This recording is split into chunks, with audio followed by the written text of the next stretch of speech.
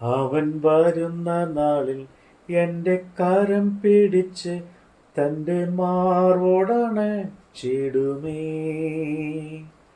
അവൻ വരുന്ന നാളിൽ എൻ്റെ കരം പിടിച്ച് തൻ്റെ മാർവോടണച്ചിടുമേ. ആ സമൂഹമതിൽ അന്നു കർത്തനുമായി ആർത്ത് ഘോഷിക്കും സന്തോഷത്താ. ആനന്ദമേ, പരമാനന്ദമേ, ഇത് സ്വർഗീയ സന്തോഷമേ. ഈ പാർത്തലത്തിൽ സൃഷ്ടികർത്തനവൻ എൻ്റെ ഉള്ളത്തിൽ വന്നതിനാ. വിശുദ്ധ ലൂക്കോസിൻ്റെ സുവിശേഷം 11-ാം അധ്യായം. അവൻ ഒരു സ്ഥലത്ത് പ്രാർത്ഥിച്ചു കൊണ്ടിരുന്നു. തീർന്ന ശേഷം ശിഷ്യന്മാർ ഒരുത്തൻ അവനോട്, കർത്താവേ, യോഹന്നാൻ തൻ്റെ ശിഷ്യന്മാരെ പഠിപ്പിച്ചതുപോലെ ഞങ്ങളെയും പ്രാർത്ഥിപ്പാൻ പഠിപ്പിക്കണമേ എന്ന് പറഞ്ഞു. അവൻ അവരോട് പറഞ്ഞത്, നിങ്ങൾ പ്രാർത്ഥിക്കുമ്പോൾ ചൊല്ലേണ്ടത്, സ്വർഗസ്ഥനായ ഞങ്ങളുടെ പിതാവേ, നിന്റെ നാമം വിശുദ്ധീകരിക്കപ്പെടണമേ, നിന്റെ രാജ്യം വരണമേ, നിന്റെ ഇഷ്ടം സ്വർഗത്തിലെ പോലെ ഭൂമിയിലും ആകണമേ. ഞങ്ങൾക്ക് ആവശ്യമുള്ള ആഹാരം ദിനംപ്രതി തരണമേ. ഞങ്ങളുടെ പാപങ്ങളെ ഞങ്ങളോട് ക്ഷമിക്കണമേ. ഞങ്ങൾക്ക് കടപ്പെട്ടിരിക്കുന്നവർ ഏവനോടും ഞങ്ങളും ക്ഷമിക്കുന്നു. ഞങ്ങളെ പരീക്ഷയിൽ കടത്തരുതേ, ദുഷ്ടങ്കിൽ നിന്ന് ഞങ്ങളെ വിടുവിക്കണമേ. പിന്നെ അവൻ അവരോട് പറഞ്ഞത്, നിങ്ങളിൽ ആർക്കെങ്കിലും ഒരു സ്നേഹിതൻ ഉണ്ട് എന്നിരിക്കട്ടെ. അവൻ അർദ്ധരാത്രിയിൽ അവൻ്റെ അടുക്കൽ വന്ന്, സ്നേഹിത, എനിക്ക് 3 അപ്പം വായ്പ തരണം. എൻ്റെ സ്നേഹിതന്മാർ വഴിയാത്രയിൽ എൻ്റെ അടുക്കൽ വന്നു, അവന് വിളമ്പിക്കൊടുപ്പാൻ എൻ്റെ പക്കൽ ഏതുമില്ല എന്ന് അവനോട് പറഞ്ഞാൽ, എന്നെ പ്രയാസപ്പെടുത്തരുത്. കതക് അടച്ചിരിക്കുന്നു, പൈതങ്ങളെയും എന്നോടുകൂടെ കിടക്കുന്നു, എഴുന്നേറ്റ് തരുവാൻ എനിക്ക് കഴിയുകയില്ല എന്ന് അകത്തുനിന്ന് ഉത്തരം പറഞ്ഞാലും അവൻ സ്നേഹിതനായകൊണ്ട് എഴുന്നേറ്റ് അവന് കൊടുക്കുകയില്ലെങ്കിൽ അവൻ ലജ്ജ കൂടാതെ മുട്ടിക്ക നിമിത്തം എഴുന്നേറ്റ് അവന് വേണ്ടിടത്തോളം കൊടുക്കുമെന്ന് ഞാൻ നിങ്ങളോട് പറയുന്നു. യാചിപ്പിൻ എന്നാൽ നിങ്ങൾക്ക് കിട്ടും, അന്വേഷിപ്പിൻ എന്നാൽ നിങ്ങൾ കണ്ടെത്തും, മുട്ടുവിൻ എന്നാൽ നിങ്ങൾക്ക് തുറക്കും. യാചിക്കുന്നവന് ഏവനും ലഭിക്കുന്നു, അന്വേഷിക്കുന്നവൻ കണ്ടെത്തുന്നു, മുട്ടുന്നവന് തുറക്കുമെന്ന് ഞാൻ നിങ്ങളോട് പറയുന്നു. എന്നാൽ നിങ്ങളിൽ ഒരു അപ്പനോട് മകൻ അപ്പം ചോദിച്ചാൽ അവന് കല്ല് കൊടുക്കുമോ? അല്ല, മീൻ ചോദിച്ചാൽ മീനിന് പകരം പാമ്പിനെ കൊടുക്കുമോ? മുട്ട ചോദിച്ചാൽ തേളിനെ കൊടുക്കുമോ? അങ്ങനെ ദോഷികളായ നിങ്ങൾ നിങ്ങളുടെ മക്കൾക്ക് നല്ല ദാനങ്ങളെ കൊടുപ്പാൻ അറിയുന്നു. എങ്കിലും സ്വർഗസ്ഥനായ നിങ്ങളുടെ പിതാവ് തന്നോട് യാചിക്കുന്നവർക്ക് പരിശുദ്ധാത്മാവിനെ എത്ര അധികം കൊടുക്കും. ഒരിക്കൽ അവൻ ഊമയായൊരു ഭൂതത്തെ പുറത്താക്കി. ഭൂതം വിട്ടുപോയ ശേഷം ഊമൻ സംസാരിച്ചു. പുരുഷാരം ആശ്ചര്യപ്പെട്ടു. അവരിൽ ചിലർ, ഭൂതങ്ങളുടെ തലവനായ ബെയൽസെബൂലിനെ കൊണ്ടാകുന്നു അവൻ ഭൂതങ്ങളെ പുറത്താക്കുന്നത് എന്ന് പറഞ്ഞു. വേറെ ചിലർ അവനെ പരിഹസിച്ച് ആകാശത്ത് നിന്ന് അടയാളം അവനോട് ചോദിച്ചു. അവൻ അവരുടെ വിചാരം പറഞ്ഞ് അവരോട് പറഞ്ഞത്, തന്നെ തന്നെ ഛിദ്രിക്കുന്ന രാജ്യമെല്ലാം പാഴായി പോകും. വീട് ഓരോന്നും വീഴും. സാത്താനും തന്നോട് തന്നെ ഛിദ്രിച്ചുവെങ്കിൽ അവൻ്റെ രാജ്യം എങ്ങനെ നിലനിൽക്കും? ബെയൽസെബൂലിനെ കൊണ്ട് ഞാൻ ഭൂതങ്ങളെ പുറത്താക്കുന്നു എന്ന് നിങ്ങൾ പറയുന്നുവല്ലോ. ഞാൻ ബെയൽസെബൂലിനെ കൊണ്ട് ഭൂതങ്ങളെ പുറത്താക്കുന്നു എങ്കിൽ നിങ്ങളുടെ മക്കൾ ആരെ കൊണ്ട് പുറത്താക്കുന്നു? അതുകൊണ്ട് അവർ നിങ്ങൾക്ക് ന്യായാധിപതി ആകും. എന്നാൽ ദൈവത്തിൻ്റെ ശക്തി കൊണ്ട് ഞാൻ ഭൂതങ്ങളെ പുറത്താക്കുന്നു എങ്കിൽ ദൈവരാജ്യം നിങ്ങളുടെ അടുക്കൽ വന്നിരിക്കുന്നു സ്പഷ്ടം. ബലവാൻ ആയുധം ധരിച്ച് തൻ്റെ അരമന കാക്കുമ്പോൾ അവൻ്റെ വസ്തുവക ഉറപ്പോടെ ഇരിക്കുന്നു. അവനിലും ബലവാനായ വന്ന് അവനെ ജയിച്ചുവെങ്കിലോ അവൻ ആശ്രയിക്കുന്ന സർവായുധ വർഗം പിടിച്ചു പറിച്ച് അവൻ്റെ കൊള്ള പകുതി ചെയ്യുന്നു. എനിക്ക് അനുകൂലമല്ലാത്തവൻ എനിക്ക് പ്രതികൂലമാകുന്നു. എന്നോടുകൂടെ ചേർക്കാത്തവൻ ചിതറിക്കുന്നു. അശുദ്ധാത്മാവ് ഒരു മനുഷ്യനെ വിട്ടുപോയിട്ട് നീരില്ലാത്ത പ്രദേശത്ത് തണുപ്പ് തിരിഞ്ഞടക്കുന്നു. കാണാഞ്ഞിട്ട് അവൻ വിട്ടുപോകുന്ന വീട്ടിലേക്ക് മടങ്ങി ചെല്ലുമെന്ന് ഞാൻ എന്ന് പറഞ്ഞു. ചെന്ന് അത് അടിച്ചുവാരിയും അലങ്കരിച്ചും കാണുന്നു. അപ്പോൾ അവൻ പോയി തന്നിലും ദുഷ്ടതയായ 7 ആത്മാക്കളെ കൂട്ടിക്കൊണ്ടു വരുന്നു. അവയും അതിൽ കടന്ന് പാർത്തിട്ട് ആ മനുഷ്യന് പിന്നത്തെ സ്ഥിതി മുന്നത്തിനേക്കാൾ വല്ലതായി ഭവിക്കും.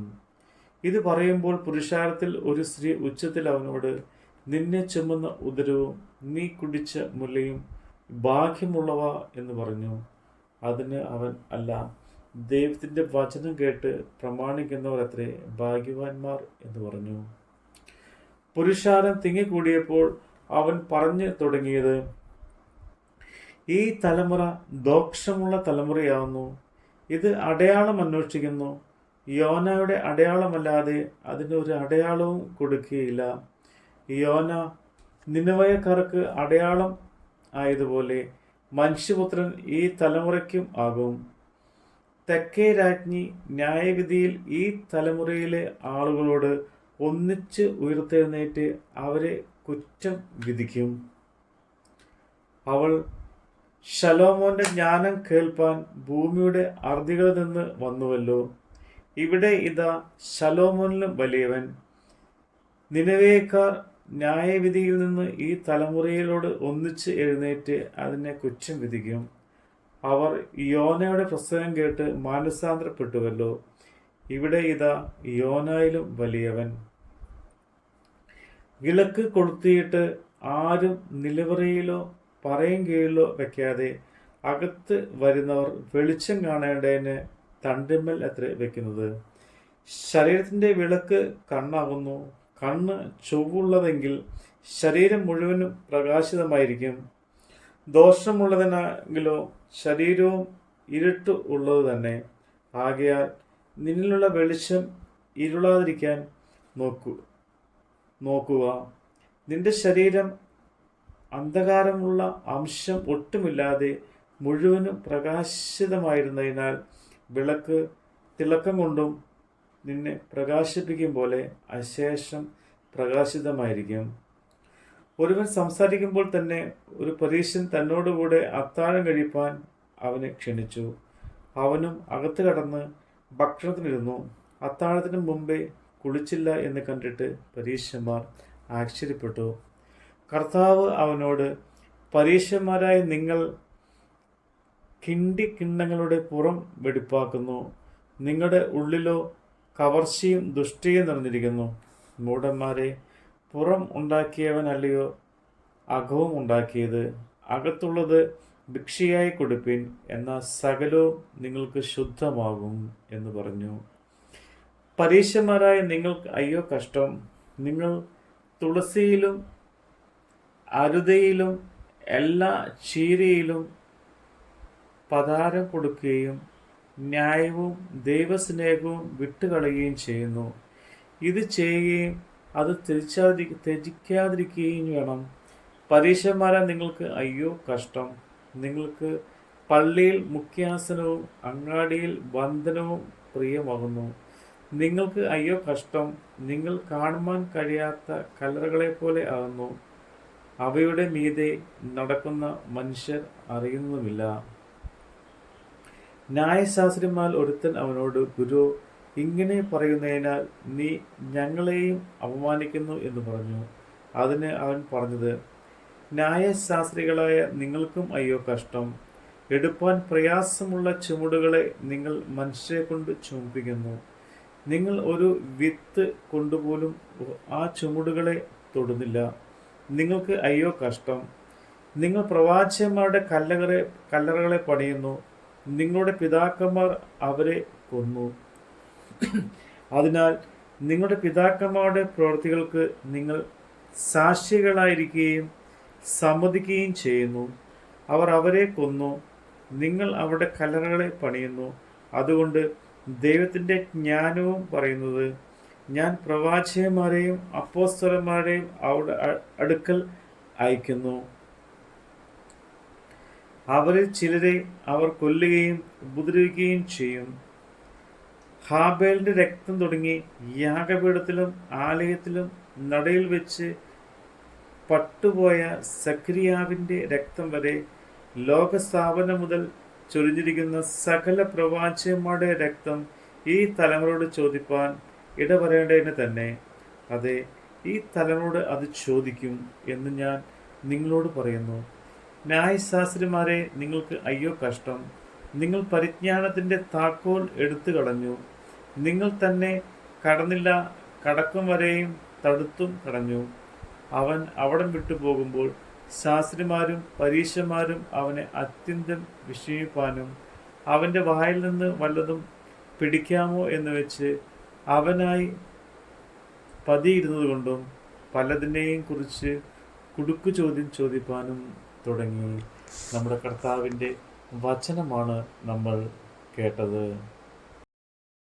എൻ്റെ പാപങ്ങളെ മുറ്റും കഴുകിയിടുവാൻ തൻ്റെ ജീവനെ നൽകിയവൻ.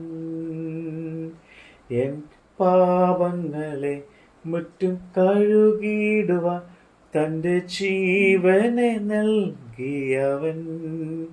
വീണ്ടും വന്നിടുമേ മേഘവാഹനത്തിൽ കോടാക്കോടിതൻ ദൂതരുമാ.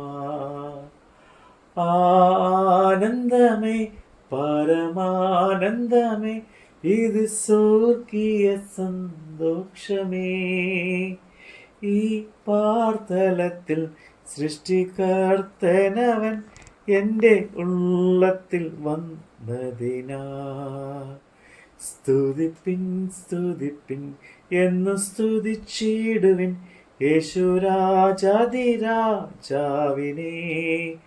ഈ പാർത്തലത്തിൽ സൃഷ്ടികർത്തനവൻ എൻ്റെ ഉള്ളത്തിൽ വന്നതിനാ.